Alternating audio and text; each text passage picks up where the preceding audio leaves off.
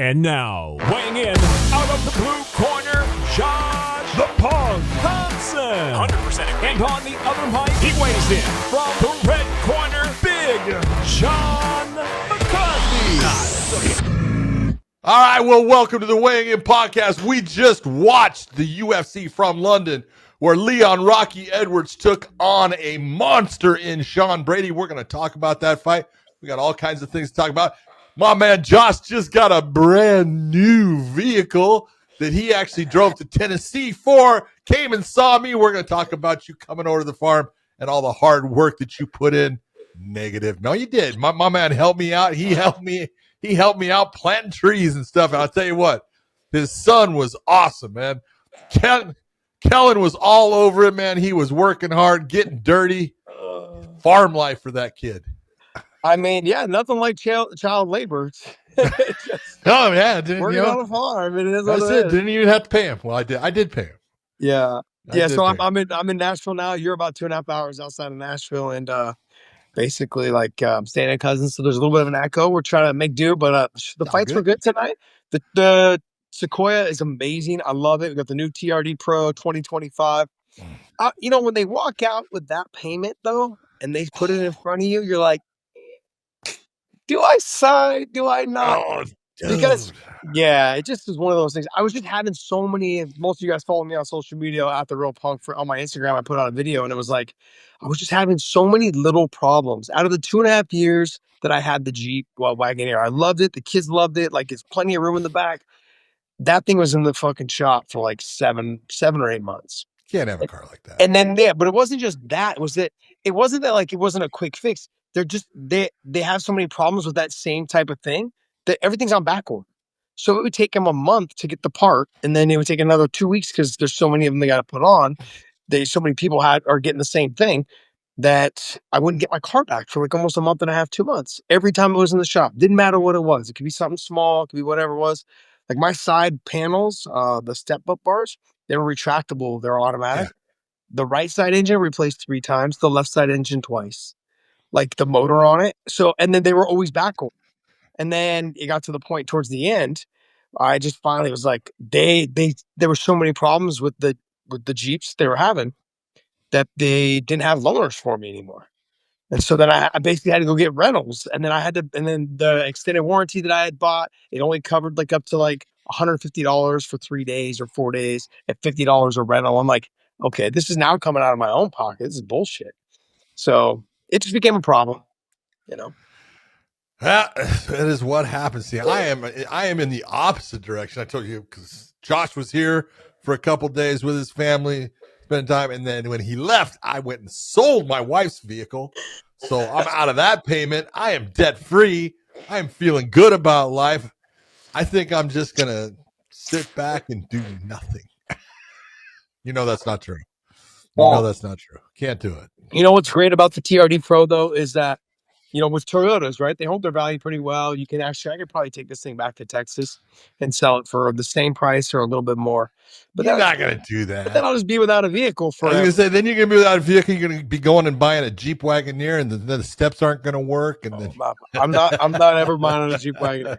I do like the Denali's. I had a Denali before, but I had problems with that. Are you hold it? You like the Denali's? I mean, the Denali that didn't work. Yeah, the one that the engine went out on me, the tranny went out on me. Tranny went out. Miles.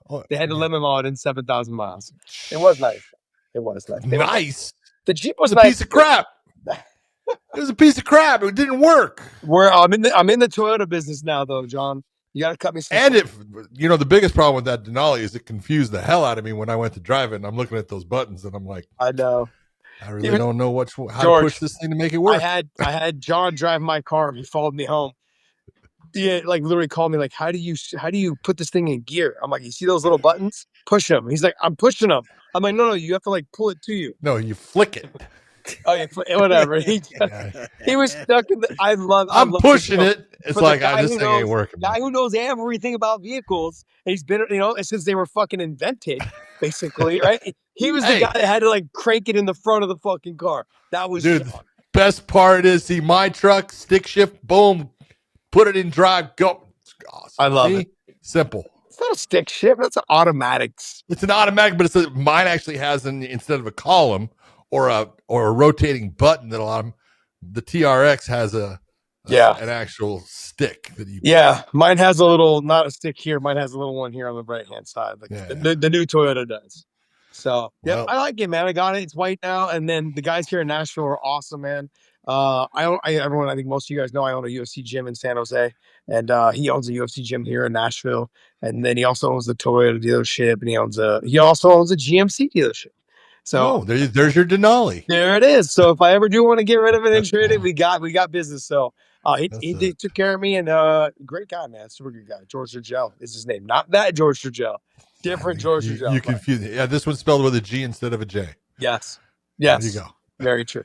All right, guys. Wait, let's go ahead and jump right into the fights. But man, John, I guess the main event, I don't want to toot our own horn, but we were talking about, I said, look, if Sean can push the pace, put the pressure on him, and I was thinking more of a Dars, arm guillotine, or a side choke. I was thinking also maybe Kimura. He has almost a very similar style to Islam Makhachev when it comes to the grappling. Very similar. Yeah. And where he's very similar is he loves to control the head. He'll control the head. And if you give him that, and when Leon shot in the third round, I was like, oh, that's a mistake, dude. Now you just gave him what he loves. Yeah. Because he likes controlling the head and deciding if he's going to end up going for, Dars Anaconda. He switches things up well. If you try to roll on him, he goes for the guillotine. That he likes the top side guillotine. He attacks the neck very well from that position. It's just part of who he is. And look, this is what we say. It's everything about levels, Josh. And it's like Leon is good on the ground now. Yeah, it is not that he is not. He's got a ton of skill there. He just doesn't have the skills to get himself out of the problems that Sean Brady's able to create for him. He'll get himself safe, but he can't get himself away from him. He can't get himself out. And we talked, one of the things we talked about. Wait, before we move on, do you know why that is? Yeah, because Sean Brady's a freaking beast on the ground, and the pressure that he creates is different than what Leon is used to dealing with in the practice room. John, I know you noticed this, but I'm just simply saying you're gonna be like, yeah, of course. But just simply put, he never was taken down against the fence. And I said, this is the direct difference between when you have a Did we not talk about him using foot sweeps? So not just foot sweeps, but like he also just took him down. When he did take him down, he turned him away from the fence. Now, a lot of fighters and a lot of us talk about doing that.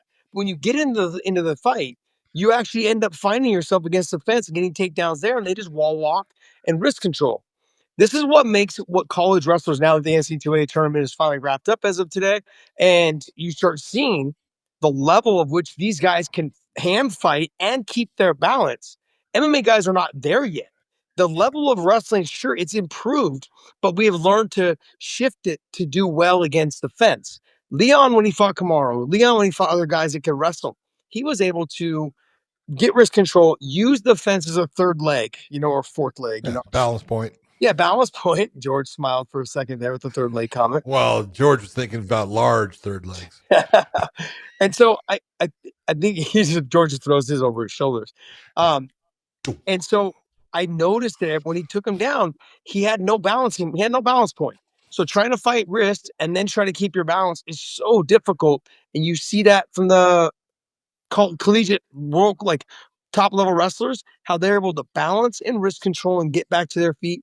MMA wrestlers are not able to do that without the fence. And that was very proven tonight. It was something I kind of always overlooked until I was like, watched a lot of wrestling this weekend and I put this together and I'm like, holy shit, we can wrestle in MMA, but we can't wrestle like that. And that's what the difference is. And Sean, what Sean did better than Islam Makhachev, what he does better than is taking the back. Yeah. The transitions and his fluidity from movement to movement, but taking the back was fantastic. Fantastic. The best part is he even used what we would normally look as a sweep. He did it in positions where he was one in control, but he swept him over to the other side. And you looked and you went, man, that was beautifully done. Mm-hmm. Just because then he had the advantage of moving the position to a better. Everything he did, he was in control of that fight basically from the beginning. As soon as that fight started, he stepped out and he threw a 3-punch combination. And I was like, very nice. Very nice. And it just built from there. And you could see that Leon, and we talked about Sean needs to back him up, and Leon cannot allow him to back him up. If it gets to that point where he's able to hold him off and you're going to circle out and lateral movement, great. Don't let him back you up. He backed him off the whole fight just about. Yeah, if you go back and watch Leon's past fights, I know it's easier said than done, but this is where if you're an analyst or if you're someone that's looking at fights, if you're a fan at home, this is how the legwork is broken for people to be like, hey, this is how you figure a fighter out. How do you beat Leon Edwards? He hadn't lost in what, 9-10 years? Yeah, it's been a while. You know? Yeah, so it was that long since he fought Kamaru Usman the first time. Usman the first time. Yeah, the first time. And and so when you take a look at, no one figured out how to beat him in that process, then someone did. Bilal did. And it was keep him on the back foot, make him fight at an uncomfortable pace, never let him get set to throw with power and speed. Like, he's got to be retreating as he's throwing. And that made a huge difference. Sean got right in his grill, he understood what the plan was. Like, he wrote it out in his head. He executed it to perfection. You couldn't have asked for a better performance from your athlete. No, look, if you're in his corner, all you're saying is, you're doing beautiful. Just keep doing what you're doing. Just joysticking. Fucking like an Atari joystick. He was just, they were just playing. And I want to say this. First off, Leon Edwards is a phenomenal athlete. And he's still a great fighter. It's just that he's in that position now. People are figuring out, okay, just like what you saw with Bilal. Bilal tried to take him off of the cage to get him down, would end up bringing him towards the center. That's how he got him down. Sean Brady used the same blueprint. So what's going to happen now is Leon's going to have to figure out a way to make it to where he's able to either keep his butt on the cage if someone's going to press him there and not have them turn him out, not let him get into the legs. There's little things he's going to have to change, or else these things are going to continue on, because people they're going to try to implement that same game plan every time they face him now.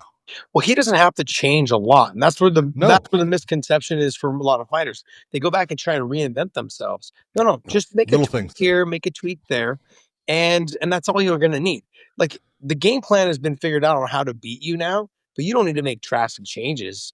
You just need to make some small adjustments, and he's going to end up being successful again. He's not old. I know he is getting a little bit 32. Older. He's young. Old.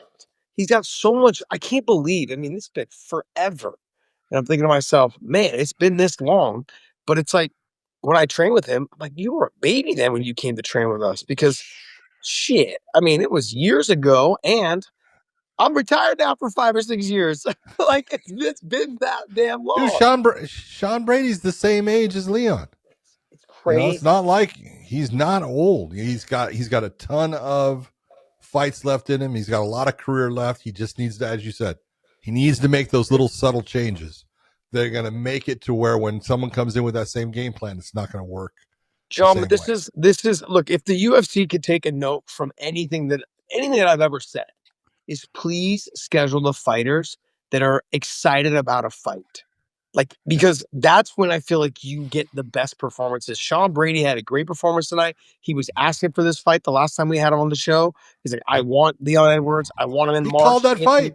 He called it. And then there was talk that he wasn't going to get it because JDM he wasn't. Get the fight. Yeah, so this whole thing happened, but then he got the call, get the fight. He wanted this fight. When you get a motivated fighter, this is what you end up with. I mean, like I said, I never got the Pettis fight. I never got the Cerrone fight. And those are the things that eat me up inside, because those are the fights that I always wanted, and those are the fights that fans, I felt like they were constantly bugging me about. And I wanted to, like, those were the fights that most interest me. I felt like I would have had great performances against them. But in this situation, like, I always wanted the Gilbert fight because it was a fun fight. I enjoyed that fight. I didn't enjoy it the next day, but I enjoyed it those times every time we stepped in the cage, and so there's certain fighters that motivate you, certain fighters that get you up. And I think he called for it. He wanted it. And you could see it from his walkout. You can see it from the way he was talking to interviews. If you've learned anything, if the UFC's ever learned anything, give these guys the fights that they want or they ask for. Now, let's like a definite mismatch. Of course, you want that, but I think if you learn anytime you have someone shooting high and it's reasonable that you give him that fight, do it. Yeah. Do it. Okay, so let's get into Leon first, and then we're going to talk about the aftermath of all this. But let's go into Leon. We talked about he doesn't need to make a lot of changes. He's still young enough to make another run. I think he might even be young enough to make 2 more runs. But where does he go from here? Who do you think you would see him against potentially? Oh man, I'll tell you what. Right now, you got to give him someone that is going to be, at least in my opinion, someone that matches up to make his style exciting. It can be both same, and you're not saying that you're giving him a freebie fight. You're giving him a tough fight, but you want it to be a style that is not going to be in that position to really put him on his butt the whole fight. And so you can take a look and say, if I'm going to be in that, who is a guy that, doesn't really wrestle all the time, but still will wrestle? I'm telling you, I think Joaquin Buckley. You've got Joaquin Buckley being a guy that he likes to strike. He's got power in his strikes. He's fancy as far as, he'll do the spinning, kicks and everything. His, the damn kick that he pulled off against Impa Kasanganay was, that was Matrix shit. Yeah. So you look and you go, is that a good matchup? Because Leon he's definitely going to fall from number 1, at least to number 4, I think. 4, somewhere 4, maybe 5. Because obviously Brady's going to go up. I think Brady's going to probably be number 2. I know they were saying number 1. I don't see how they're putting him ahead of Shavkat, but just the way it is, I'm being honest. Shavkat's going to move up, even though he's hurt. That would be a reason why you could say it. And even though when you're looking at Jack getting the shot against Bilal, they would like to say number 1 contender. So that might be that Jack, Della Maddalena ends up being number 1 and Sean Brady gets number 2, number 3, somewhere in there. But you can look at the whole thing, and Buckley's right there behind Sean Brady right now, but before they change it up. So Leon and Buckley will be right together. That's not a bad matchup. And if you're going to say, okay, let's not do that one, I'm going to say Ian Machado Gary. That's a great fight right there. Great striker. I think he would strike with him. Gary possibly would try to take him down, but he doesn't have the level of takedowns that I think that someone like a Brady or a Bilal has. So it's going to be much more difficult for him to get him there. I don't like the Ian Gary fight at all. Why? I think it ends up just being a boring fight. You're gonna have 2 guys. They're both fast. They're not gonna take chances. One's gonna try to stick and move and hit and touch. Both coming off losses. I agree, but Ian Gary's gonna be one of those guys. He's just gonna try to use his reach and range, touch real fast and get out. And Leon is a guy that he doesn't try to push the pace on people. So you're gonna end up with. Hold on. But that's one of the things you were talking, little things that got to change. Yeah. One of the things that has to change for Leon is he has to start moving forward and throwing. He's not throwing near enough. But the thing is you can't really do that with Ian because you'll leave yourself out of position to get knocked out. And that's not the fight to do that with. Yeah. If I was to pick somebody that maybe you could do that with, maybe a Jeff Neal. But do you go that far down? That's the only concern. I like the Joaquin Buckley fight because Joaquin, he will stick and move, but he will also stand and sling. Oh, yeah. And he'll mix it up, too. He'll wrestle. He's explosive wrestling, big dumps, big takedowns. Super strong. Yeah, but he's not really trying to hold you down. He's like, I'm going to take you down, show everyone I could. Now I'm going to give space to try and ground and pound your face in. And when I can't get it done, if you get up, you get up. I'm just going to go back to what I'm doing. So I do like the Joaquin Buckley fight. That's a great call. I just wasn't, if we're looking to try to get Leon a win, because that is a big market, they need to stay in. Sure. And so understanding what we need to do to get him a win is probably like a Jeff Neal fight. But Jeff Neal's still a very tough fight. He could potentially clip him and hit him. Look what he did with Shavkat. And speaking of Shavkat, John, I am completely against what you just said. Shavkat is out. Shavkat is out. Because he's hurt. No, not because he's hurt. Not because he's hurt. He went the distance with Ian Gary. He went the distance with Jeff Neal, who's ranked what, 9? He didn't go the distance with Jeff Neal. Well, John, he finished him. Okay, it was a very, very at the very end of the fight. Okay, but he finished him. It's very end. Okay, let me ask you this: what performance was better? Sean Brady's tonight against the number 1 guy or the one against Jeff Neal, who was like a number 9 guy at the time? Dude, hold on. I'm going to sit there and say I'm saying this because I said that I actually picked Shavkat against Jeff Neal as fight of the year. It was that good. It was back and forth, and it did show that there was some holes in the game of Rakhmonov, but it also showed that he was able to overcome difficult times and still pull out the win and still get the finish. The only finish he hasn't gotten was against Gary. So, I look and it's hard for me to sit there and say, oh, because, I wasn't happy with your last performance not being a finish, because every fight he's had has been a finish except for that one. But not against top level guys. Sean Brady's fought more higher ranked guys than Shavkat has. Why would he get the title shot?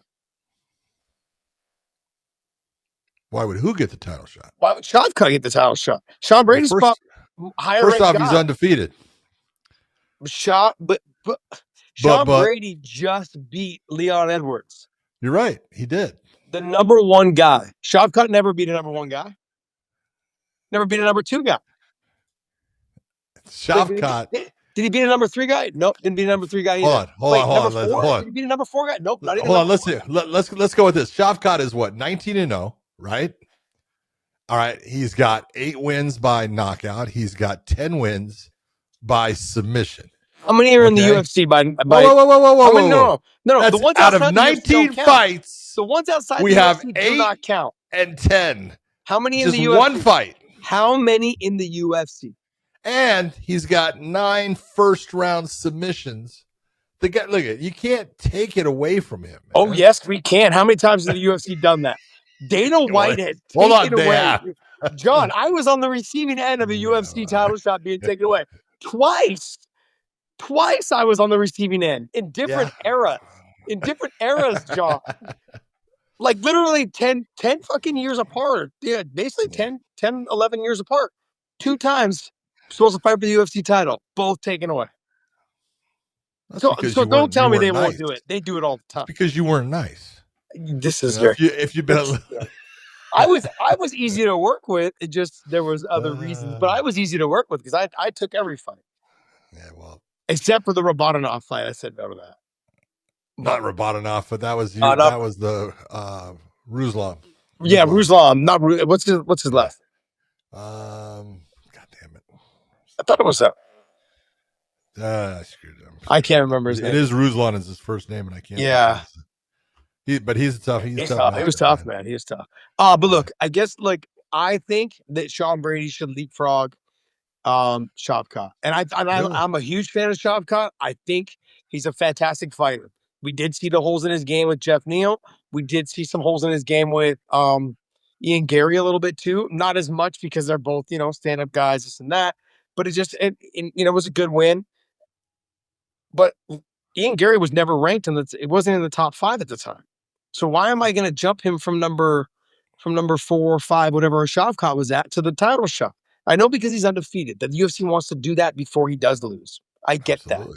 And if you can have a champion that's undefeated, that's what boxing's been doing. It's money. I can say the undefeated fighter, Right. This many never been defeated. Come on, it's important. Only one time went the distance in his career, blah, blah, blah. That's all good stuff. That's all great called stuff. Marketing, baby. It's all marketing. I agree with you. Yeah. I do agree with you. But Sean Brady, to me tonight, showed that he's the number 1 guy. Look, his last two performances have been fantastic. Yep. Right. Sean has just looked incredibly good. This was Sean Brady's best performance ever. Absolutely. I mean, which is saying something because the level of competition is going up. But his win against Gilbert Burns was beautifully done, but it wasn't a finish. Yeah. This one being a finish, it's as good as it gets. He had the Kimura against Kelvin Gastelum that was fantastic too. And, we both have a love for Kelvin Gastelum about how tough he is and how, tough he is to get rid of. And so Sean Brady he's that guy right now. You're looking at, the only mark on his career was the one loss, in the United Arab Emirates, and it was to Bilal Muhammad when Bilal actually was in that wobbly situation of he wasn't having exciting fights. He trained with Habib and he put on a beautiful performance against Sean Brady. and took away that O. So Yeah. it would be a great rematch if Bilal gets past JDM. I could see the UFC saying we're going straight to Brady because it's a great story. It's easy marketing. You said it. The storylines there, easy marketing, just dispatched of Leon Edwards, and then Bilal doing the same thing with Leon, like said, like not the same thing, but you understand what I'm saying. But just coming off those, handing him his 2 losses in 10 years, whatever it was. So, I like that fight more because let's be honest, the UFC does not favor Bilal Muhammad. They're not. No. They're huge fans. They're not excited. And if you're going to pick someone that potentially could beat Bilal, the style of which Sean Brady fights, if he fights a fraction of the way, or not fraction, if he fights the way he did tonight, I mean, it could end up being definitely a really good fight. But I could see Sean coming away with the win. I can see Bilal winning too. But I think the way to beat someone like a Bilal more so would be a Sean Brady style more than a Shavkat style. Because Jeff Neal was able to back Shavkat up and have moments in that fight. Bilal Muhammad's going to like just fucking maul you. He's going to just be in your grill the whole time. So we're going to see actually what happens. The JDM fight may disrupt everything, and we're just talking out our asses right now. That's true. So that's something to take into consideration. That's JDM's got the power and he's got the ability in the stand-up to definitely cause problems. But absolutely. Let's go ahead and move on to the next one. Exactly. We had a co-main event of Carlos Ulberg taking on Jan Blachowicz, the former champion. But we talked about the big difference in this fight. Age, 42 years of age, I think to 34. Blachowicz hadn't fought in a while, but he was the former champion. But, we talked about the fight and, how I saw Blachowicz being able to win was to utilize his grappling. Yeah. Didn't even try.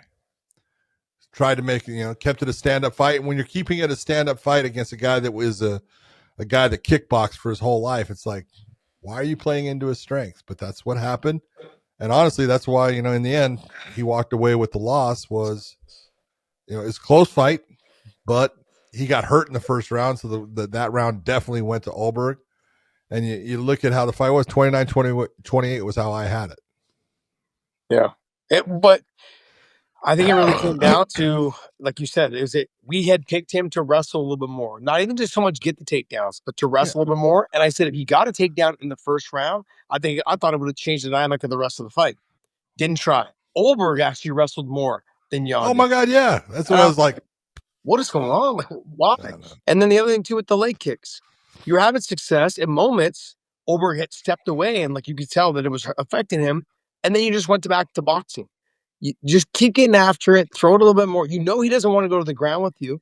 So just throw them, I wouldn't say recklessly, but throw them off of some setups and throw them a little bit more frequently. Because I think it would have changed the dynamic of the fight as well had he kept doing it earlier in the fight. But he didn't. One here, inside. There was one that he threw on the inside. And you saw Ulberg, and he checked it. And I saw Jan take a step back and go, oh, yeah. They went shit to shit on that one. I know exactly which one you're talking about. Yeah, I was in my mind, John. Oh, you're going, oh, that hurt. Yeah. I was like, that had to hurt. So painful. I just cringed. Like, that's disgusting. Overall, though, it wasn't the fight that we were hoping it would be.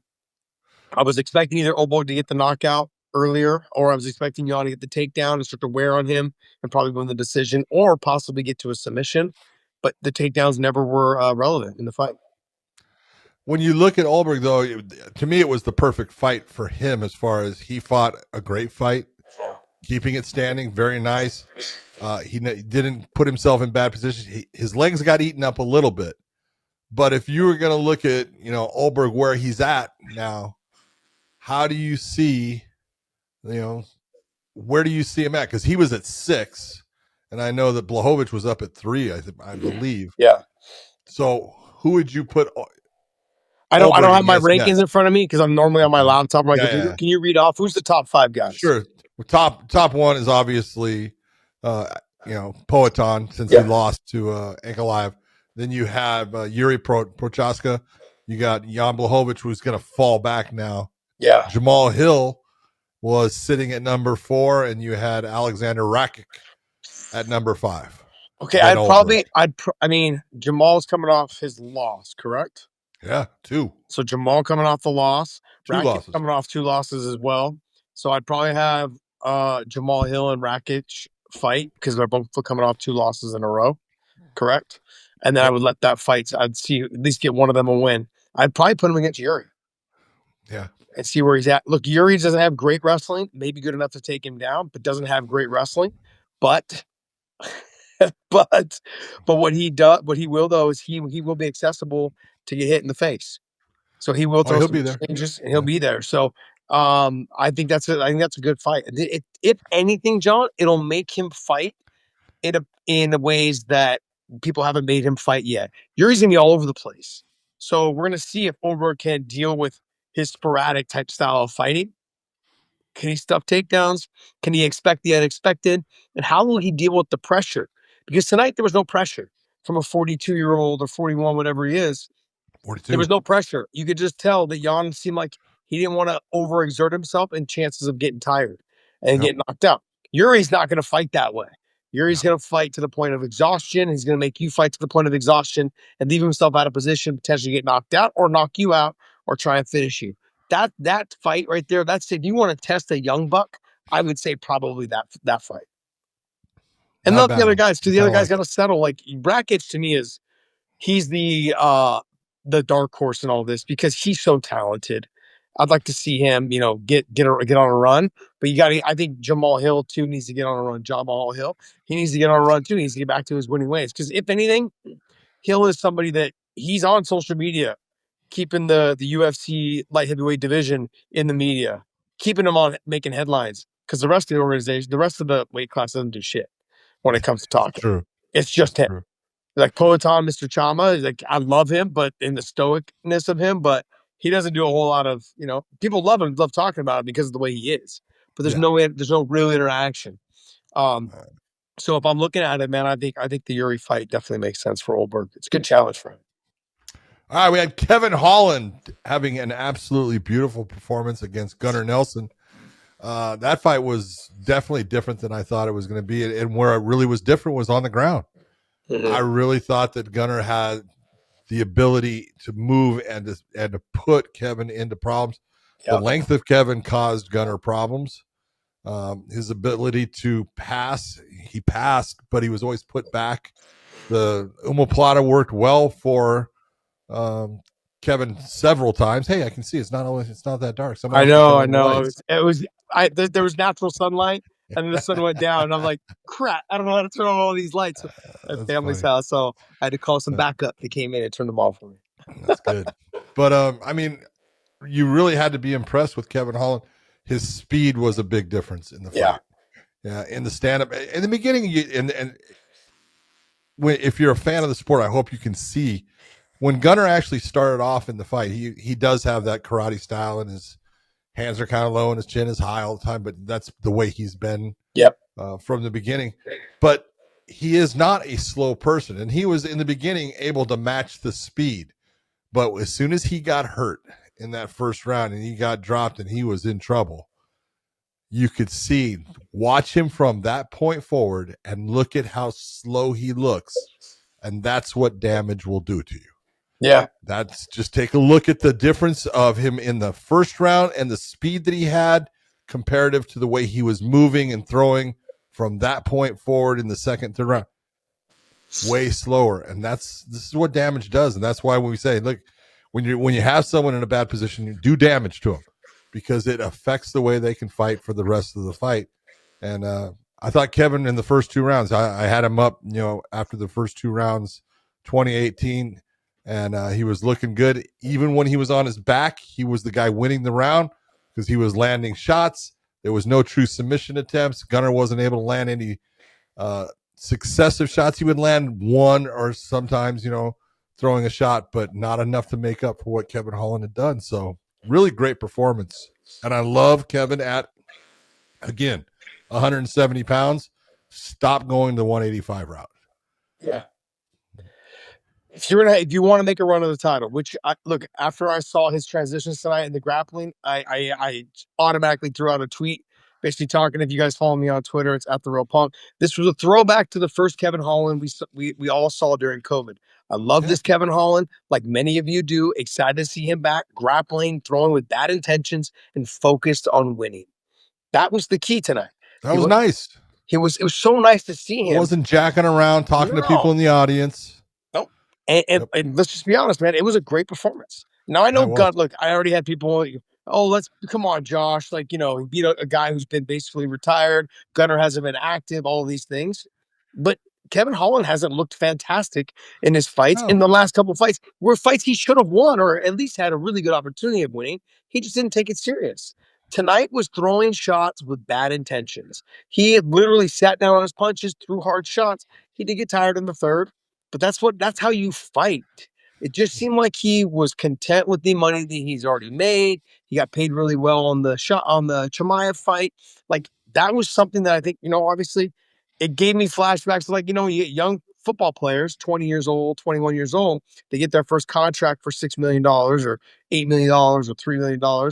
Their signing bonus, and they don't, all of a sudden the effort's not there anymore. I'm good. No, you're not good, buddy. You got a long life to live. And in this situation, I think Kevin Holland understands. There must have been a come to Jesus talk or sit down with Daddy Dana and say, hey, man, we love you. We want to keep having you, but you need to win. You can't just be out there fighting. You need to win. And tonight he showed that. And Gunnar did look a little rusty, but I thought the transitions and the smoothness on the ground that Kevin Holland showed in the first round, I thought he looked fantastic. This is the one I want to see, and he can only get better from here. Just keep doing what you're doing and get better. So I think we're going to see a better Kevin Holland. He's going to have some ups and downs, but we understand that. But I think I'm happy to see him back. I was excited for this. I thought Gunnar was going to win. I thought it was a fight on the ground. I thought Gunnar was going to take the submission. I thought I thought Kevin Holland would goof around and be jerking off on the ground, basically giving up position, laughing and joking, all of a sudden get tapped. I'm like, I could see that happen because we don't know what Kevin Holland we were going to get. Well, tonight was the one that we saw during COVID, and I love that Kevin Holland. I'm excited to have it back. Excited. Exactly. Just Kevin, stay at 170, brother. Yeah, exactly. Throw 185 to the side, man. He's got an opportunity, John, to do something. Yeah. Because all the good wrestlers in that weight class now are kind of gone. You've got Sean Brady, you've got Bilal, but Colby's out. Kamaru is getting a little bit older, and I'm not knocking Kamaru at all, but like he's been inactive for a while, hasn't fought Chimaev. So we don't know which Kamaru Usman we're going to see when he comes back. I hope it's a good one because I love watching Kamaru Usman fight. But the other guys that are in there, Shavkat and Ian Gary, and they're stand-up guys. So there's room for Kevin Holland to have success. I agree. All right, we had Molly McCann, a favorite in the London area, taking on Alexia Thainara. And we knew this was not going to be a good matchup for Molly when her opponent fell out. They bring in Thainara, and you look and you go, that's a bad style matchup for Molly.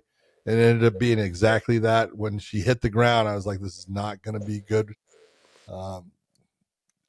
It is what it is, but she did decide to retire off of this fight. She was upset with her performance. Do you think she pulled the plug? She's only 34 years of age. Do you think she pulled the plug too fast, or do you think she's right? And that, you know what, if I can't look better than what I did against someone that came in last minute, then I don't want to be here. I think she's right. Yeah. John, she's loved by so many people. I think great personality. You saw the way Paddy Pimblett was tonight. He was emotional as she was getting ready to fight. He was super nervous for her. And then he was emotional after when she laid her gloves down and gave the speech. I didn't hear the speech because it was super noisy where I was at, but I could read what was going on. And the gloves being put down at the very end just solidified what I was believing they were doing. Also, too, like they didn't interview any of the losers tonight, and she lost. And so I figured it was something important going on. And I'm going to miss her inside the cage. But realistically, like, she's not going to be able to make a title run. And so that being said, like, what are you doing it for? If you're doing it for the money, we've said this multiple times. I support you 100%. If you're doing it for the money, go out there and do it, collect your check. But I don't really think she is. I think that there's other avenues that she can do, whether it's, what other work she's doing. But I think there's other avenues for her to explore, where she's from. So I think it was a good decision by her. And she's done everything, man. Like, she fought at the weight class above. She fought at the weight class below. People, her nickname was Meatball. She showed people that, no, I'm not Meatball anymore. I mean, I put in the hard work, and I made the weight. She's an amazing person. Like, John, every Oh, time we saw her, man, I love talking to her. Just oh, this little ball of energy and sunshine. I could see her from across the hotel, like in the gala or wherever we were at, or I could see her walking from the arena across. anytime she'd come running over, man. She was great. Exactly. Yeah. Smiling, laughing, and just amazing person. And I can see why Yeah. Patty Pimlet's the way he is, about her. I want people to I think John knows, but I'm a very loyal person when it comes to friends. I expect a lot from my friends, and they should expect a lot from me. But if you don't have friends like Patty Pimlet does to Molly McCann, brother, you guys need to find new friends. Like Yeah. it was so nice to see. I know it's hard, like got mentioned, cry, and all this bullshit stuff, but it was great to see Patty tonight be very emotional and supportive of Molly McCann. I know how close they are. It was great to see. I'm a big fan, big fan. I Patty agree. won me over tonight too. And all the trash talk and all the other stuff coming up, but Patty won me over tonight too. Can you see? He was wearing it before she walked in. He was wearing it after she walked out. So Because he was nervous. He knew. yeah, yeah, Yeah. friends. You know how it is, John, to corner your Yeah. friends. It's horrible. The It's fucking worst. horrible. It's the Yeah. worst because you have no Yep. control. All you can No. do is yell instructions and hope they do it. And if they don't do it, hope they win still. Like whatever it is. So it's That's it. very emotional, but good for her in terms of her Thainara, her opponent. I thought she fought a great fight. John, what's your take on the Smart. dancing? I kind of like that she came out loose, and you gotta be honest. Again, taking on a fan favorite there in that area in London. What are you gonna do? Come out and flip birds, or are you gonna come out and say, "Man, I'm just happy to be here. I'm last minute, and I'm gonna dance my way all the way to the octagon." Great, congratulations! Just do it. Make the moment yours, as long as it's fun. When it's fun, I'm all for it. Yeah, I love that it wasn't personal. It was her No, having a good time. I love that. that's right. But you do know, right? When fighters do this or athletes do this, period, she either gathered more fans or she created more enemies. Because Yep. people are But like, guess what? this arrogant person, they all buy the pay-per-view. They're all gonna watch. Yep. And that's the funniest part is Jordan used to say this thing, Republicans buy shoes too. Oh yeah. And this is very much like Floyd Mayweather made a career off of people hating him and people that loved him. It was one of the two things, but they always watched to either see him lose or to see him win. That's what it came down to. And Muhammad Ali was the creator of that pretty much. Oh And hell someone, yes. yeah, just learning. So her doing the dance, big time fight against somebody that's a huge local hero. Good on her. I Loved it. love that she took pictures with Molly afterwards and asked for her to jump in and this and that, but I thought it was good. Let's go ahead and go Jordan Vucenic versus Chris Duncan. Dude, Chris Duncan looked freaking good. Wow. I actually thought that was going to be a tighter fight. I thought that Jordan Vucenic's stand-up was going to give Chris Duncan problems. I was wrong. Chris Duncan in the stand-up looked good. I mean, he's stiffer and he's not as fluid, but he had plenty of power to cause problems when he put him down in the first round. That was well done, well placed. Just looked fantastic throughout. And then you take a look at the guillotine choke, man. Look, he jumped to that. So it's not like, oh, he caught something. He felt it. He had it. He believed, and I'm going to go to it. You got to give it to him, man. He freaking put it on him, and he won a fight that a lot of people were looking and saying that might be a tough fight for him. He made it look easy. He made it look easy. I thought for sure Vucenic was going to look a lot better on the feet. So I did thought I. he'd be able to survive. I thought he'd be able to do better on the ground too, getting back up to his feet. No success there, and throw himself. He actually threw himself into the guillotine. Like it just was one of those things. Like it seemed like nothing was working for Vucenic tonight. Everything he did, he got dropped, he got clipped, he got hit, he just wasn't having success. And it was No. almost like, shit, is it just not my night? Or it was a snowball effect. What do I do from here? Chris Duncan looked fantastic. Yeah. He dominated the positioning. He dominated everywhere in that fight. I thought it was a fantastic fight. But let's move on to something else though, John. Man, what is with all the tattoos? Dude. Dude. Well, Vucenic dude, he even tattooed his fucking nipples, dude. I mean, that would be a painful experience. Yeah. I was like, damn, he tattooed everything, man. The whole arm is black and everything, so he obviously didn't like what was there, so he blacked that one out. But I mean, it's everywhere. Hey, way to go! If that's your thing, go ahead. It's like shit. Well, it was just crazy that like he had patches where you could tell that he didn't like the artwork anymore, so he just blacked them out. Blacked it out. It was all blacked out in the white, and basically just a black cube on his That's shoulder. it. Oh. Probably his ex-girlfriend. Overall though, yeah. And then let's go ahead and go on to the prelims. What was the fight there? This was Jai Herbert versus Chris Padilla. John, this fight to me, I talked. Oh, hold on. Before you do that, I gotta give Nathaniel Wood his due, because he fought a very good fighter in Morgan Charriere. And the one thing I did not give Nathaniel Wood enough credit. I knew how tough he was. I love the way he fights. God damn, man, I did not recall that he was as fast as he was, because I actually thought Morgan would be faster. He's more fluid, and he wasn't. Nathaniel Wood, he just looked sharp. He was prepared, and he fought a beautiful fight against a guy that really was coming on and doing well. And boy, he just put a halt to that. That was a great performance by him. Yeah, I'm sorry I skipped over that. I thought we were done because all I saw was the cancellations below it on my phone here. No, I thought that was one of the best performances of the night, was Nathaniel Wood. He did everything right. The shot he had the first round, and then the follow-up, he did some great work there, threatening the submissions also too to keep him down. Like Charriere was like somebody that just I felt like he had momentum going at certain points, just couldn't get over the hump. Nathaniel Wood's a stud, man. I underestimated him. If I was gonna go with Morgan for the fight. I was thinking like, okay, the kicks, the stand up, the fluidity, all those things could threaten submission or threaten takedowns. Didn't affect Nathaniel Wood. Wasn't affected by any of it. He set the tempo. You could tell he got a little tired at the end of the second round. Yeah, Nathaniel Wood did, and I couldn't tell if he was just trying to stay away and catch his breath, or because it looked like his shoulders dropped. It was more like a fatigue look than it did more of, trying to circle and stay away because the round was coming to a close. But regardless, it was one of my best performances I gave tonight. I gave Chris Duncan another performance of the night, Nathaniel Wood, and then I gave obviously Sean Brady. But then let's go ahead and jump into the prelims. Jai Herbert versus Chris Padilla. Those fights, John, when you see them on paper, they look fantastic. I expected this fight to be a barn burner. I thought it would be a faster fight, and it wasn't. It was if it just moved forward at all, it would have been a faster fight at all. Just trickled forward.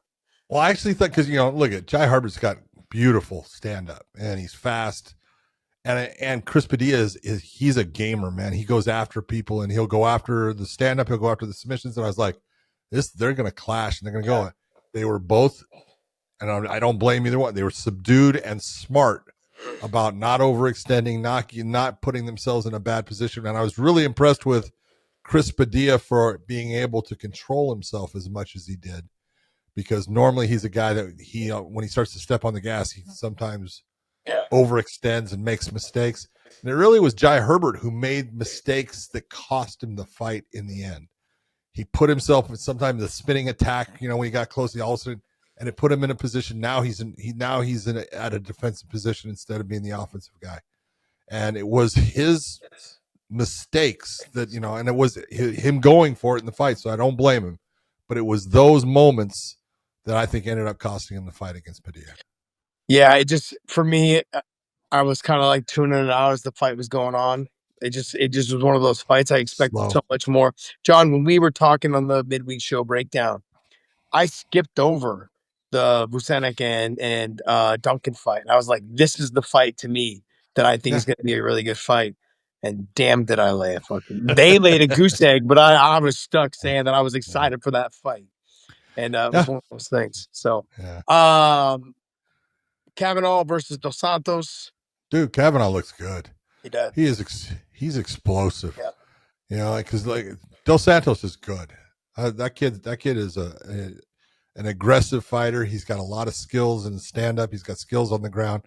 Kavanagh just basically, I'm going to say beat him everywhere as far as just stronger, physically hit harder. And you could see how when he would land, it had an immediate effect upon the way Dos Santos responded. And that's what you're looking for. If you're the judges looking, you're going, it's an easy thing for you to see the difference in what the two are doing. Dos Santos is throwing, and he's landing shots at times. But every time that Kavanagh throws a shot and lands it, you can go, it's more effective. Yeah. And it's just one of those fights that you look and I go, man, I'll tell you what, Kavanagh hasn't been beat yet. He's what now 9-0, I believe, off of coming in at 8-0. He beat a very strong and good fighter, a guy that's talented. I can't wait to watch him fight again. I love seeing that person that they can put into the flyweight division. That person can cause problems, and Kavanagh is that person. Yeah. That division needs a young guy like this to kind of spruce it up a little bit. Yep. Don't get me wrong, they've got good fighters that are in there, but the ones that are not able to beat the champ is they've been through them several times. Roy Ball and Moreno and Kai Kara France and those guys, they've been through them. This is a new name, a fresh face. Now I know he still needs to go ahead and build up a little bit more. Sure. But when you're the UFC, you're going, okay, yeah, I like what I see. You're rubbing your hands together. You're doing Yeah. the whole, guy behind the tree meme, whatever that guy is. And you're looking, you're going, hey, this is someone that we could potentially build around moving up. So I thought he had a great performance. Dos Santos is tough. His body style gives problems to people with the long push kicks, the long range boxing, the ability to grapple and stuff. But I mean, I thought Kavanagh looked fantastic. He also looked a little bit tired at the end of that second round. And what I saw with him too, and then he had a couple good deep breaths, came back, and in the third round did really well. Tybura versus Parkin. Close fight, boring fight. I'm just being honest. Yep. Both guys could have done more. I thought Parkin let the fight actually just slip away from him. He should have won it. It's his hometown, and Tybura is tough. I'm not saying he's not, but if you can keep him on his feet, which Mick was able to do most of the time, you should be able to get after him and do some damage as far as making him kind of stop his attack. And how do you lose your O in that situation? Exactly. It's like, how did you just let that slip away? Like you should have a little more fight IQ, whatever it was. John, any other fights on here you want to talk about? Yeah, I'm going to just say that look at Christian Duncan is just a phenomenal athlete. You can see it in him, but damn it, I know it's tough when you have a guy like Pulyaev who is just being defensive, because Pulyaev after the first 3 minutes of the first round was like, I can't beat this guy. I'm just telling you, that's what's going through is, that you've seen it in fighters, and you can see just by their body and what they're doing is like, he's too fast for me. I can't get to him. Every time I throw, I'm getting hit. But damn it, Christian, you gotta put those guys away. You can't let it go to the decision on that. You had plenty of opportunities to open up and get after him. You hurt him multiple times. I'm just saying, you got to put those guys away in that situation. Yep. I mean, look, they were talking tonight on I think it was the main event with Sean Brady. They were talking about how they need fighters that are finishers. Dana White is looking for finishing. They need that. And then, so if you have someone on the ropes and you can't finish them, they're going to go, okay, what good? Like you've got to be willing to take a chance to get that. And then in reverse, I'm going to say, I'm saying that about, Christian, but Fernandes in the first fight, look, he looked great. I thought he hurt his right hand because he was continuing. He never threw his right hand after the second round. It was always elbows. But man, I'll tell you what, he took on a guy that I know is talented in Grom, and he just dominated him. And he looked great. Just his ability to control the distance in that fight. His leg kicks were devastating. The calf kick put him down multiple times. But damn it, if you kick him in that way and he goes down, back up, make him get back to his feet, and do it again.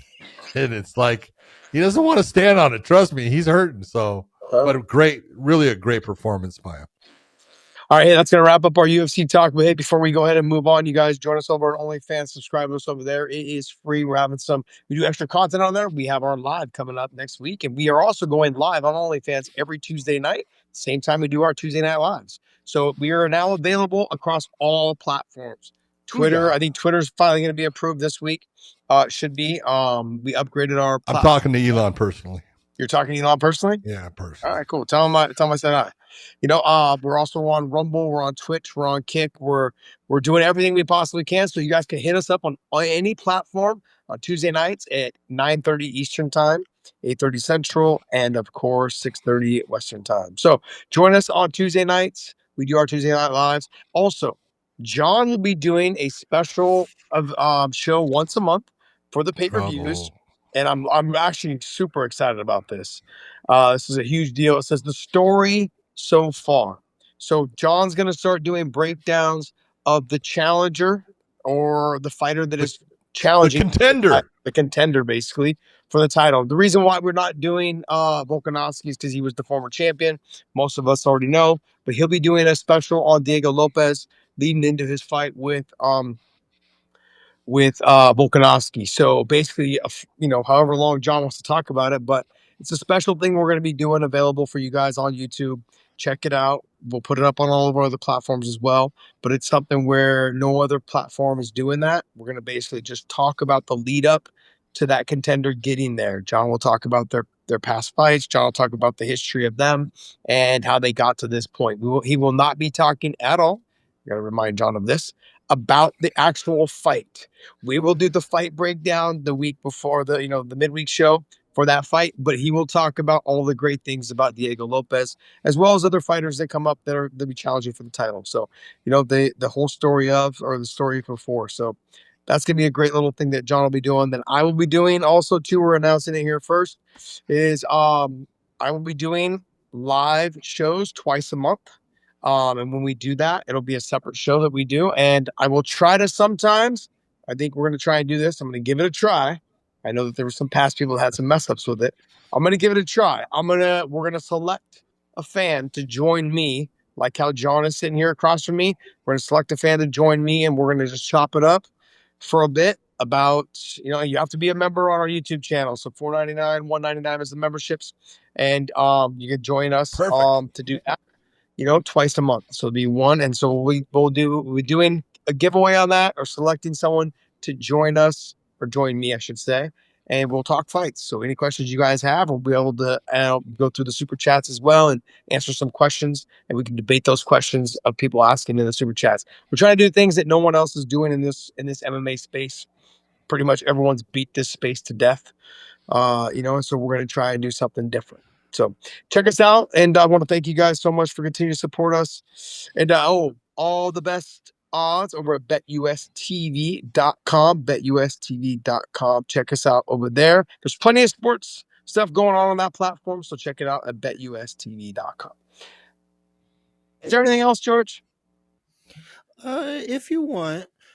Before we do anything else, I would like to beautifully remind our beautiful listeners of this beautiful day that June 20th and 22nd, take your ass to Extreme Couture in Las Vegas and sign up for the command course now. That's what Miss McCarthy told me. No, it's going to say in Texas, Miss McCarthy was. John's offering his command course, which is if you guys want to get certified as a referee, pass the course, and you'll get your certification. And that's just the step in the right direction to learning all the things that you need to learn to becoming a ref. And then that certification gets you a little bit further in with a lot of the commissioners and makes them feel like you actually know something. Okay, you're not just from the side of the couch talking trash like you guys do to us on Tuesday nights on live chat. But yeah, I think if you guys all want to take a chance and give it a try, it's going to be the week before International Fight Week at Extreme Couture in Las Vegas. Head on out and go to the command course. What's the website, John? Website would be www.mmareferee.com. There you go. Sign up for that course. Head on out to Vegas the week before International Fight Week. Take his course. Maybe stay for International Fight Week. Have a good time. See all the fighters. Meet all the fighters. And it's great. It's a great opportunity. Look, when you guys show up there at Extreme Couture, fighters are making their way in and out all the time. Don't fanboy out too much or fangirl out too much, okay? But have fun with it, man. It's a great experience to be in the presence of all those fighters. You can actually see all the hard work that they put in, and before you go putting a tweet up on, or an Instagram post about how they suck. Get to know them. They're great fighters. They're great people. And you're going to meet a lot of referees if you guys end up taking the courses as well. So I think it's going to be a great experience. So make sure you guys sign up, give it a try. All right. Any news for us, George? Something we can do? Yeah, I got a couple little things. First, I want to say rest in peace to George Foreman. Oh, there's it. Sad day in the fighting world. I love George Foreman as a fellow George myself. George named all of his sons George. Hello, George. It's such a good name. It's a great name. There you go. See, better. that's all you need to know. Look, George Foreman had an incredible life, an incredible career.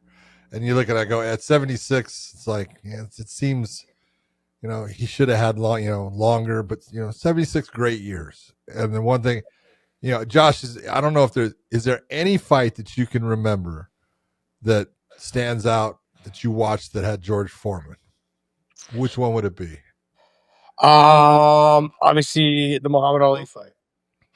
See that? Okay, that's normal because I'll never forget. when I was a kid, I was a huge Joe Frazier fan. Frazier, of course. And when Joe Frazier was champion of the world, his one of the contenders who got the shot at the title was George Foreman, and he was going to fight George in Kingston, Jamaica. And I'll never forget, they're talking to Joe Frazier, and it's like, and I remember, George Foreman when he fought in the Olympics, and I really liked him because he had the little flag and everything, and Joe Frazier is talking, and he says, I don't care what he does. He says he wants to come into the ring, he falls coming into the ring, he dances coming into the ring. Doesn't matter to me. I'm going to knock him out. And I'm like, that a baby, Joe, that a baby. And then he knocked Joe Frazier down 6 times. Joe Frazier was tailor-made for George Foreman.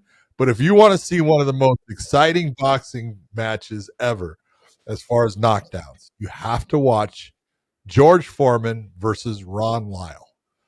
I believe that there was somewhere around, let's say, 6 to 8 knockdowns in that fight, and it was just back and forth. Ron Lyle puts George Foreman down. George Foreman puts Ron Lyle down. Ron Lyle puts George Foreman down. It was an absolute incredible fight. George Foreman was able to outlast him, and he won the fight. But go back in time and watch that fight. That was who George Foreman was. He was just power personified. John, the fight, it's funny that we were talking about, like, the fight that sticks out to me the very most is the Michael Moore fight. Yeah. That's the fight that sticks out because I didn't get to. I watched it. I didn't watch him when he was younger. I watched highlights. I watched YouTube, but none of it was live. I sat and watched him fight Michael Moore. I like as a younger kid, but I was into fighting at the time, and I was like, oh, this is going to be great because I'd heard so many great things about him from everybody that was old like you, and they had told me how great he was, and so I was like, okay, let's see. And the fact that he got it done, I think he was 45. He was, he was old. I don't know how old he was, but I know he was, he would come out of retirement. It was just one of those fights where I'm like, this old dude's going to win. And this is the first time, John, I'd never seen anyone do the, whatever it was called. The that was Ken Norton. Yeah, but no, Foreman did this too. Oh yeah, he did. He copied Norton's style. Okay, but that's the first time I ever saw anyone do that. Yeah. And so I said, like, what is he doing? They're going to kill him to the body. It didn't work that either. Like, he just let his belly do the talking, but regardless, it was for me, it's like a very heroic performance when he fought Moore, and the way that he won, and I was excited for the guy being that old and being able to win a world title. Like, holy shit. I was like, man, anything can be done. Well, fucking John can walk to the fucking post office in the mailbox in the fridge now. Like, at this old age, I can get it. This guy wins a world title. I was so impressed, man. And that's kind of the memory I think that sticks with me the most. I always get Michael Moore and Ray Mercer mixed up. I don't know why. For some reason in my mind, the two they get mixed up. So I had to double check to make sure it was the same. I was right. Okay. But anyways, that's the fight that sticks out to me the most about George Foreman. And the fact that he didn't make a lot of money in fighting, but where he did make a lot of money was his fucking George Foreman grill. Dude, he fucking raked it in, man. Putting his name to that thing. That thing was a moneymaker. God bless him. I mean, all the things, I can tell you stories. Rich Crunkleton, Pat Minahan used to travel with their George Foreman grill to all their fights, and that's what they would cook their food on. They would plug it in the hotel room, and they would cook chicken, and they would cook a hamburger. And they'd even throw some egg on there too, and just let it drip into a thing, and they'd scramble it up and throw it back on and drip it in. And they made eggs and hamburger in the morning, and they made chicken at night. And they'd grill their asparagus on there too, and they'd sit it on there, and they'd do grilled asparagus on there. That's how they made food. We were poor. So Poor. it was just funny. But yeah, he's gonna be missed. Great personality. Give me a line that you love that he said. I'll give you mine first. Let's hear it. When he told, was it Larry Merchant? You watch fighting, you don't know fighting. That's true. He did say that. Yeah, I thought that was the greatest fucking line. Like, because when you have an analyst, like, like I look at like a Stephen A. Smith, you look at like a whoever else, all these other. I like Stephen. He has moments that I like about him. But when these guys get ahead of themselves and they've never done it at the level that these guys have done it at, and I love the fact that in that moment he did that, and on HBO in front of everyone. That would probably be one of the greatest lines he ever said. That's true. Yeah. I'm gonna say I watched George Foreman work out one time, and he was older at the time. He was probably 43, but he was hitting the very first time I ever saw a water bag. There was no water bags back then. They were all horsehair, with foam wrapped around.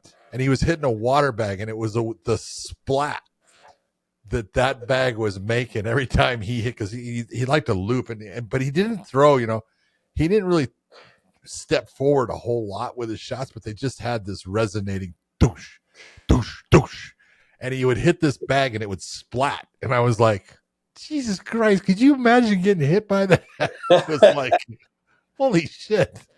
Guy was I talked to him one time. We sat down and while he was doing the HBO boxing and stuff, and a lot of people talk about he was a mean person. He wasn't a mean person at all. He was a super nice guy, but he was very much like a Nick Diaz, as far as he didn't like to be around crowds. He did not want. He would be very personable and talk to you individually and stuff like that. But if he was around crowds, it was like, I'm out, and he would go. But what a lot of people don't realize, he gave up a whole lot of his career. After the Ali, he fought a guy named Jimmy Young, and didn't he fight 7 guys in one setting to prove five fights, and then 5 guys in the same night. Yeah, but he fought a guy named Jimmy Young who was very much like Ali. And Jimmy Young ended up beating him in the 12 rounds, I believe. And he thought, he saw God. He talks about it. He became incredibly religious off of that fight, and he became a minister, and was, had his church and stuff. And he was out of boxing for a long time, and then decided to come back. Yeah. But he just had a remarkable life and a remarkable career. Yeah. Just an amazing individual. So rest in peace, George. They couldn't have picked a better guy to market that fucking. Oh my God! The people that ended up picking him, what a coup! Yeah, incredible. I mean, he just had, especially as he got older, he had the face that people loved. Teddy bear, man. Yeah, it was a big teddy bear. Like it was like a bigger version of a Cabbage Patch Kid. Yeah, right. Like that's exactly it. It was just and the smile and just the energy and the story behind the 9 kids or however many kids he had. All boys, all girls. I mean, all girls. All boys, most boys, but I think 6 Georges. Yeah, 6 Georges. But he had one was named Georgina. He had a girl. Yeah. Oh yeah. Girl. Yeah. So 9 kids. One of them was named. Did you? Okay. If you're gonna say his best line, did you ever hear what that someone asked him one time? Why did you name all of your boys George? He goes, well, I didn't want to cheat any of them. He goes, why would I cheat him from having the best name ever? Oh, man. What else you got for us there, buddy? So while we're on the topic of boxing, TKO had their proposed fighter pay scale released. It's around 20 grand for a 10-round bout for unranked, 50 grand ranked 5 to 10. 125 grand ranked 3 to 4, 375 grand when challenging for a company championship, and 750 grand when defending company championship. What do you think about that? And if you're a young boxer in today's up and coming age, does that, entice you or not? What do you think? Okay, so let's set it up for how this is all going to happen. So what it is these are for younger fighters. These are for fighters coming up. These are for fighters that are never going to see money trying to box on the undercard of a Mayweather fight. Those fighters are going to make 1,000 and 1,000, 800 and 800, or 4,000 and 4,000. Those fighters are not making anything. That's where this whole misconception is that boxers get paid all this money. No, if you go down the card, they don't make crap. And I've helped coach boxers. Try to tell people. Yeah. The fact that, look, if we can have, I know they're not going to have 14 fights on a card because there's just too much time. It just takes forever to go 10 rounds, 8 rounds. So they're going to start doing probably 5 to 7 fights in a card, but you're going to end up watching young, talented fighters come up. They can make whatever the numbers were, 20 and 20, 40, whatever, 50, whatever it is. Do I think that's too much, or do I think that's not enough? I don't think that it's not enough. I think, but they've got to start somewhere, you guys. They've got to figure out what to do. They've got to see if the business model works, and otherwise they're going to go out of business. They can't jump into the business model of what boxing is doing now because it's already failing. And I've already seen plenty of the media. I've already seen plenty of people complaining that they're not going to get top level boxers. What you guys are missing, what you guys are combing over is the fact that Tyrkial and Dana, if they want a fighter, they will go get it. Yeah. They will fight, they will negotiate a separate deal for that fighter. Look, when Anthony Rumble Johnson was told, hey, you're out of the UFC, go fight a couple times, figure out what your weight class is, and come back. He came back. When he came back, they paid him triple, almost quadruple what he was making when he left. He made a lot of money coming back. And so it has nothing to do with whether they want to, they'll invite anybody in and they'll be able to set a standard on what that person gets paid. But they also want to build the younger stars. The younger stars are going to get this type of salary. And then eventually those younger stars will become big names and they'll end up making what guys like John Jones, what guys like GSP, those guys that they'll end up making those. You think those fighters that are John Jones, GSP, DC, Daniel Cormier, they're making millions. Habib, they're making Connor, those guys are making millions, but they're going to wait to build those guys up under their own promotion so that those boxers don't know anything else but Dana White and Turki Al-Sheikh. It's a brilliant plan. It's going to be a little difficult in the beginning. We're going to see how they do it. Everything starts out slow. It does. That's why MMA promotions don't last long. Everyone wants to try to throw millions of dollars at it like it's going to work. It doesn't work that way. You've got to build it up slowly. You got to build your talent from the ground up. You got to hope that talent stays with you and don't run off to the UFC. But as you build that talent, you've got to show improvement in the organization, to get on networks, to bring in sponsors, to do what you can to keep those fighters happy as you build the talent. That's the hardest part because everyone right now in MMA wants to run to the UFC to be famous. Whereas with this boxing world, the people on the undercard doesn't matter. They never were famous. They know 99.9% of them never get famous because they never make. No one goes to watch and no one tunes in to watch the co-main event of a boxing match. Have you ever been to a boxing match, John? I'm sure you have. Me? Yeah, that's what I'm saying. Have you ever been to one before the main event? It's fucking dead. It's dead in the arena. Everyone shows up on round 1 of the main event. They're all trying to cram themselves in round 1 or round 2. Most of them miss the fights. Back in the Tyson days, they were missing the fight because they showed up too late. You got to figure out, I used to referee boxing, especially in the state of California. And it was like, I had a ton of people say, you do boxing? I said, yeah, if you come to all the goddamn fights that are in the prelims, I'm doing those. Yeah. People, I didn't know you did boxing. Yeah. So, yeah, no, you don't get a whole lot of people in the audience. No, there's no one there. And so, I mean, am I right, John, or am I wrong? Like, they're going to have to build this business model up. I think they're going to build young stars with this kind of money. It's absolutely a good plan. Don't start out trying to spend a lot of money on getting a specific names that you're just going to be blowing through money to give them fights that they're going to win, and it's not going to do anything for your company. I need to build a brand, and I need to build the fighters up from being young fighters into fighters that people are wanting to see the next time. And whenever people are looking right now and they're looking at the WBC, this TKO, they don't care about any of that stuff. This is their champion. They're starting their own basic, you got to look into a sanctioning body is what the WBC or WBA is. And they have, a lot of things that people don't even realize that they do as far as, to be the WBC champion. For you to defend your belt, you owe the WBC a sanctioning fee of $200,000 out of your purse. $200,000. Okay, that's coming out of that fighter's purse. Okay, so, you look and you go, there's so much behind the scene. People go, well, what about the Ali Act and stuff? And you go, look, the Ali Act is not what most people think. It can help in certain ways with some of the top fighters, but as far as the lower level fighters, it doesn't do anything for them. And it's also, you're going to look and say, TKO, really? They don't have to worry about the Ali Act. It all depends on where they decide to do their fights. But the Ali Act is a North American thing. Yep. This is from the States. And so if you're working with a state athletic commission here in the States, yes, in boxing, you've got to follow the Ali Act. But TKO is set up where they set up, Riyadh. That's what they're out of. And so they can do things the way they want. And they're going to do things very similar to what the UFC has done. They're going to use that model. That model was taken basically, from other things. But, the one thing I will say is, we did that. Remember our whole prediction thing that happened?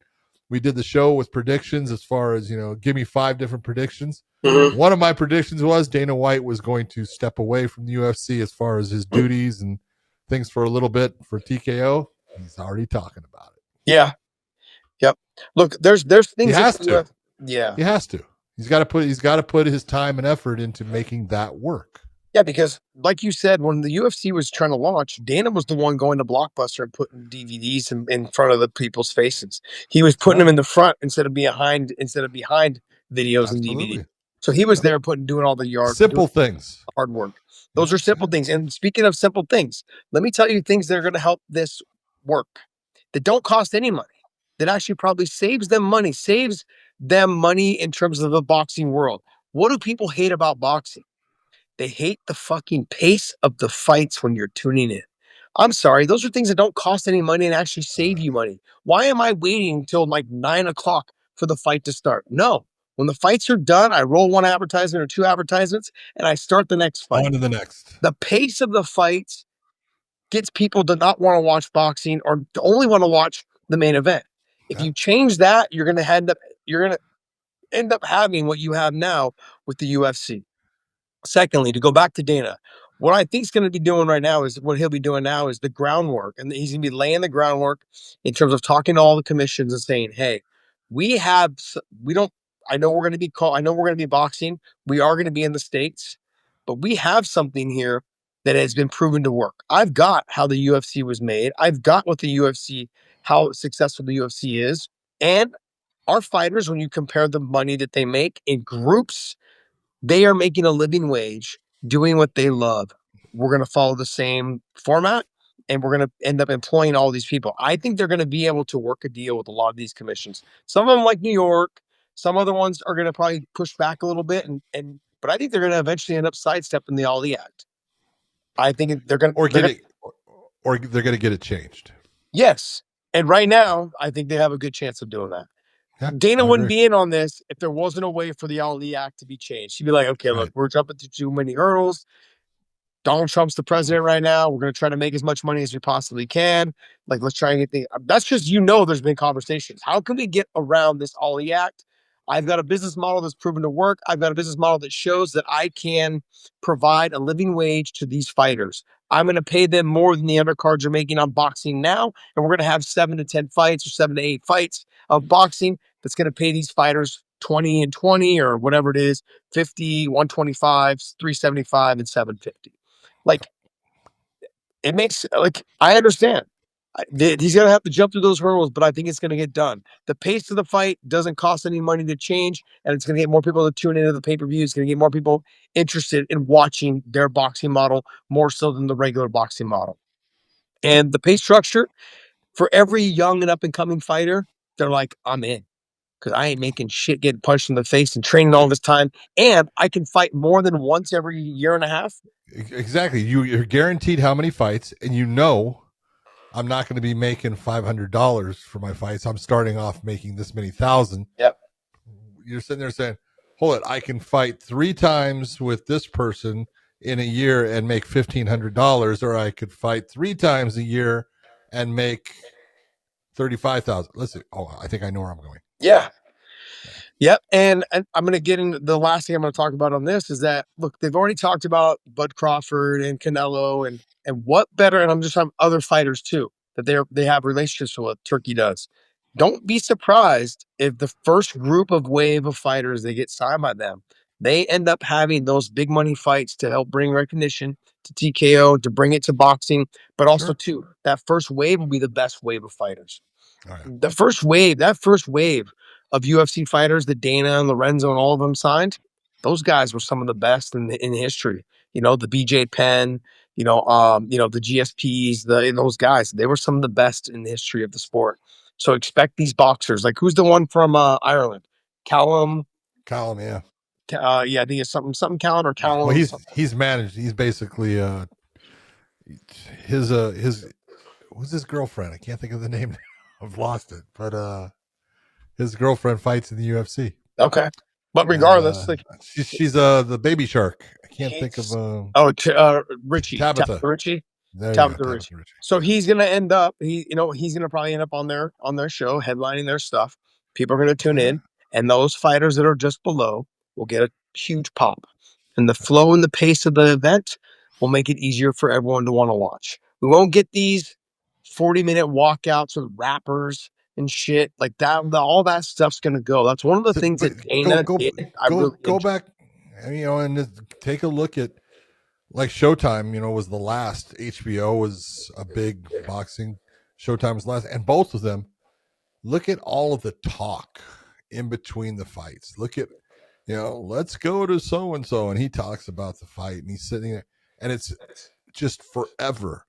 At least 20 minutes of talk between fights, and you look and you go, it's okay. You have to do that sometimes to lengthen things out, to make it to where your main card starts at the prescribed time, and so if you get first round stoppages and knockouts, hey, you got to stretch things, but you're not supposed to stretch them when that fight went to a decision, and they did every time, and it's too much. Yeah. I mean, like, literally you're beating a dead horse with a stick every single time when you're watching a boxing event, especially when it was the Showtime events. The boxing Showtime events took forever. And the lead up and all this stuff. Like, we've heard everything. We've seen the 24/7s. We've seen the fight camp stuff. We've seen it all. I'm like, we've seen this guy fight 3 times, 4 or 5 times in the last, 3 or 4 years.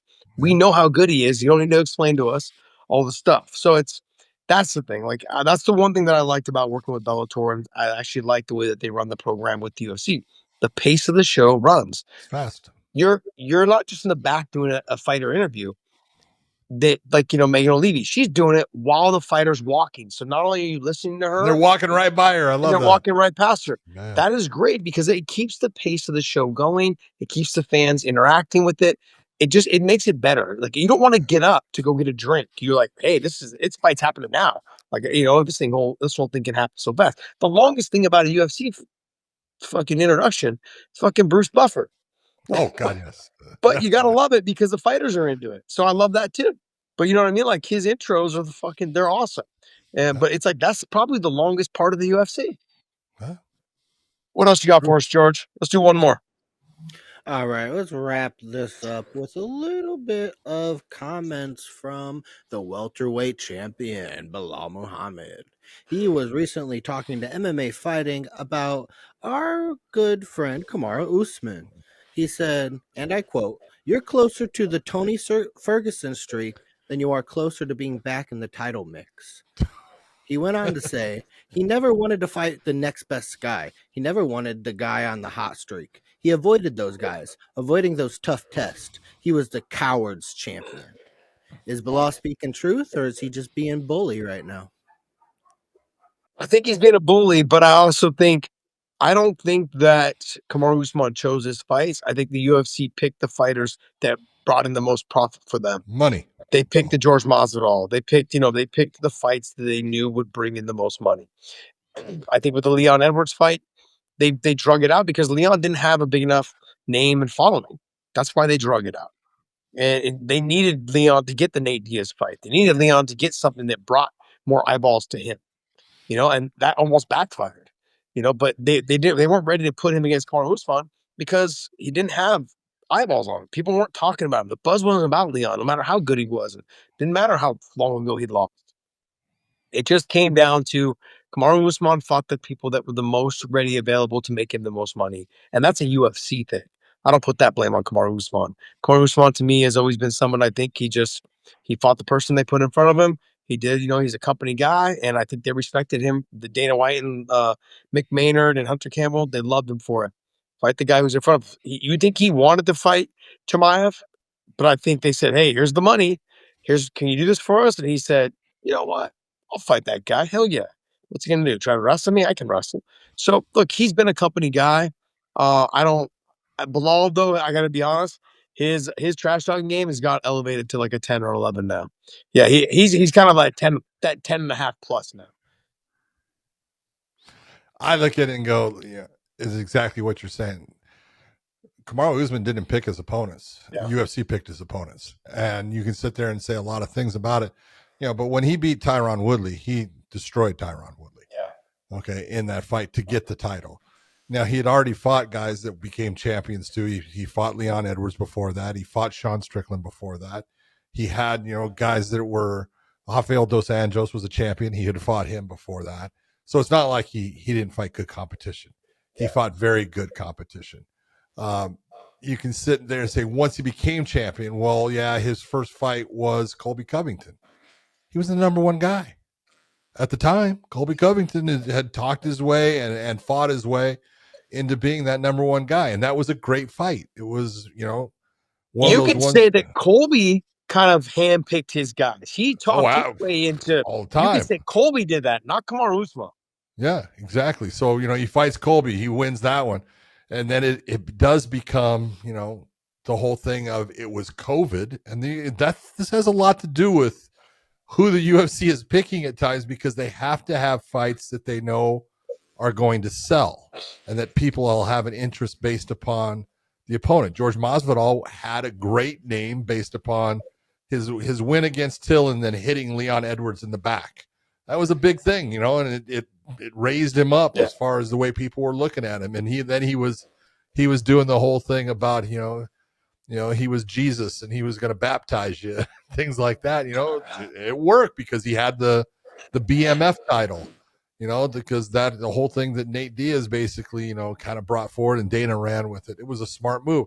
Then he fights a guy that, if you're going to look and go, he didn't want to fight Gilbert Burns. Why did he not want to fight Gilbert Burns? Not because he was afraid. That was his training partner. That was a guy he trained with a lot. And it's like, I will fight you. Yeah, I understand why you want to fight me, but I'm going to leave camp. And he went, from being at, which is now Killcliff, and he ended up going to Trevor Whitman and stuff. And so you look at that. Okay, he has that fight. Then it's Masvidal again because it's money, and then it's Colby Covington again because it's money. None of that do I say anything. He fought the people that were put in front of him. Okay, and then finally again it was Leon Edwards, and he was winning that fight until Leon landed the beautiful headshot, if you want to call it, like he calls it and stuff. But look, I always had the problem when people talked about Kamaru being, and it's the UFC, and then they're just marketing. But I had a problem when they were saying the greatest welterweight of all time. They did the same thing with T. Wood, though. Sure, they did, and I was like, that's bullshit. You can't tell me that T. Wood, with a record of 18 wins and 5 losses at the time, is a better fucking fighter than George St. Pierre. You're not going to tell me that he would have beat George St. Pierre. Yeah. Okay. It's just that he's your guy right now, and I understand why you market him. It was the same thing with Kamaru. They're marketing him as the greatest, thing since sliced bread. But he was, until he lost to Edwards. Look, he beat everybody. He was beating everybody they put in front of him, and he was doing it. First, he did it with wrestling, and then in the end, he was doing it with his stand-up. He got very good with his stand-up. He had power, and he was looking good. So, look, I understand what Bilal's doing, but don't try to take anything away from Kamaru Usman. He was a fantastic fighter and a great champion. Look, I underestimated Kamaru Usman several times, and we had him on the podcast, and I said, I can't let you just get off of the show without. I know you got something. Oh yeah. But I mean, look, as a man, you got to confront him and be like, hey, like, I know there's something brewing in there. I know Ali. I talked to Ali. Ali's his manager. And Ali's like, yeah, a little bit. Oh, you kidding?